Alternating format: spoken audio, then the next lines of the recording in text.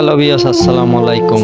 খুশি মনে কক্সবাজার আসলাম, কিন্তু এভাবে কক্সবাজার থেকে চলে যেতে হবে কখনো ভাবিনি। একটা কথা সবসময় মাথায় রাখবেন, কখনো এই কক্সবাজার আসলে কোনো দালালদের হাতে পড়বেন না সহজে, কারণ দালালদের হাতে পড়লেই আপনার টাকা পয়সা সব হাতিয়ে নিবে।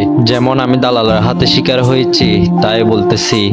আমি 3 দিনের জন্য রুম নিয়েছি, কিন্তু আমি 3 দিন থাকতে পারলাম না। 1.5 দিন থাকি চলে যেতে হচ্ছে আমাদের থেকে, কারণ আমার টাকা পয়সা সবে হাতে নিয়েছে দালাল।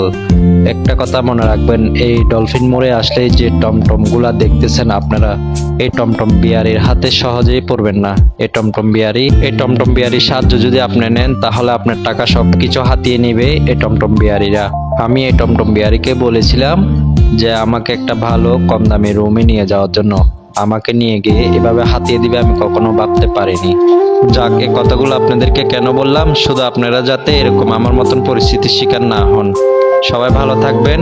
কখনো কক্সবাজারে গেলে কারো সাহায্য নেওয়ার দরকার নাই, নিজের মাথায় যা আসে তাই করিয়েন।